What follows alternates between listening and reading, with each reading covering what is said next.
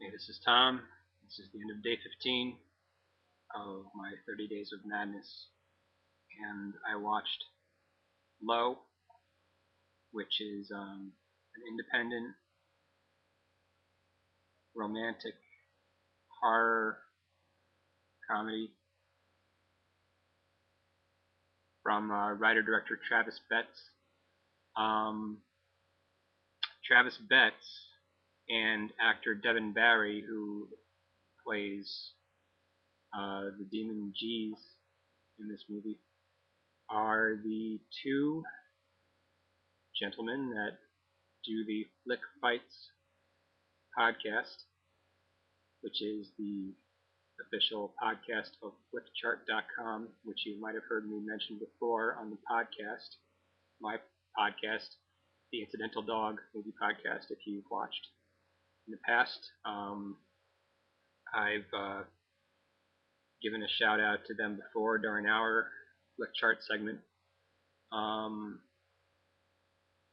But I've heard them talk about this movie on their podcast, and I've been meaning to watch it, and I pulled it out of my jack-o'-lantern of movie titles, and I watched it, and I actually was pleasantly surprised by it. There are certainly things about it that I didn't care for. It was a bit stagey, but that is possibly what the director was going for. But there are stretches of the movie that are absolutely brilliant as well, so it's little of this, little of that. But overall, I enjoyed it, and I would recommend it to other people to watch. Definitely worth watching.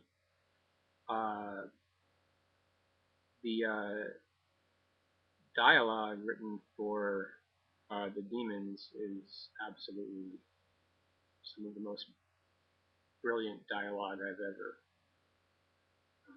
seen in a movie. I want to say a movie like this, but I don't think there's ever really been a movie like this, which is another credit to Travis Betz. It's a very unique film. But it is odd to me that this is the second movie in a row I've had that draws a lot of inspiration from Faust, which, if you're not familiar with Faust, you ought to be. It's basically it's about a guy who made a deal with the devil to gain power through knowledge. But I watched The Phantom of the Opera yesterday, and the production within the production, the opera that they are actually doing in the movie is Faust. It's an operatic version of Faust. And in this movie, Low, there is a lot of talk about Faust. A book about Faust plays into the plot, and they even use music from the stage version of Faust during the first scene between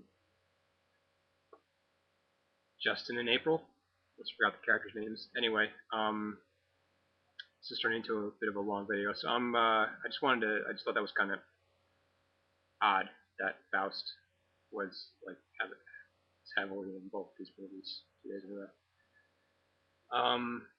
Anyway, what I'm gonna do in this video in honor of Flick Fights is to go ahead and just add Low to my personal rankings on Flickchart, and I'm gonna do it right here. So I'm just gonna go over to the Flickchart window, type in Low. You know it's on there. I've seen it on there before. So just find it. And every single title that has LO in it. Alright, there it is, Low. Add to my Flickchart. If you don't know, if you haven't watched our podcast or the Flick Fights podcast, flickchart.com is a cool site. It gives you two movies, and you pick which one you like better, and the site automatically builds your rankings for you as you go along, so you get your top 10, top 20, whatever. You can do it in different genres and whatever. But it's a really cool site. Check it out, flickchart.com. I'm going to go ahead and do this. And the first matchup is Low versus A Christmas Carol.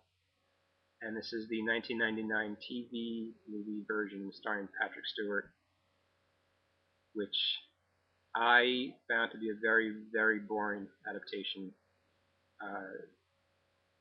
redeemed only by Patrick Stewart's performance as Ebenezer Scrooge, and Patrick Stewart's always great. But Low is definitely a much better movie than that is.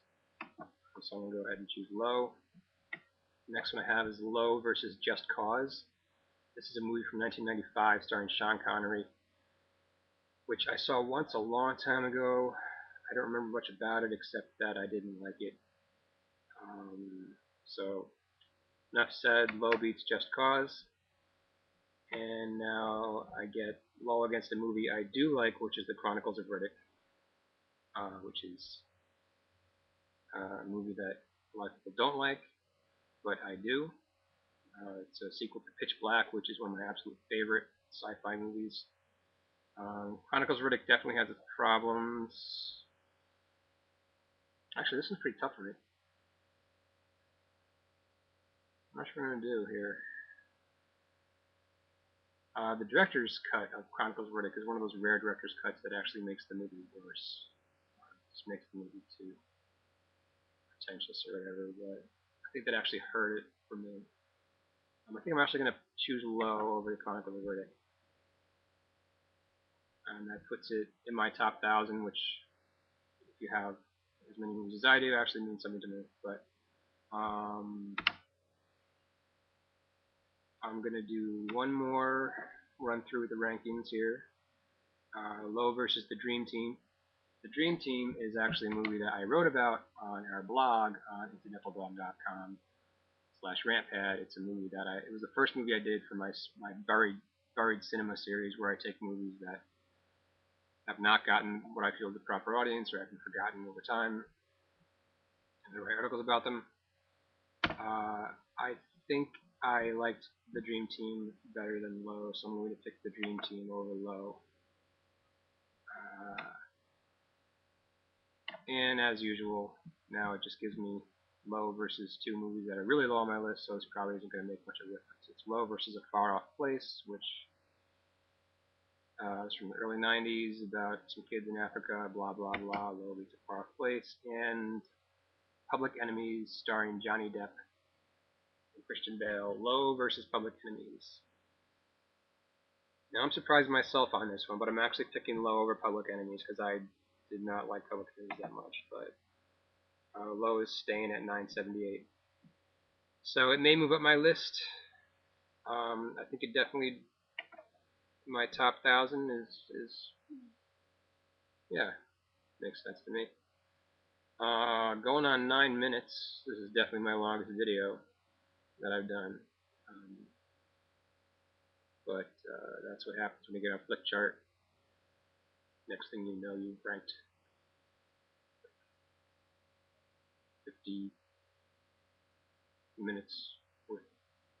What am I talking about? Okay, 90 minutes. Anyway, go to internetaldog.com/rantpad. Check out I'm going to write a little article on Low, as I have been doing every day, and you can just go there and read and watch and check out the podcast.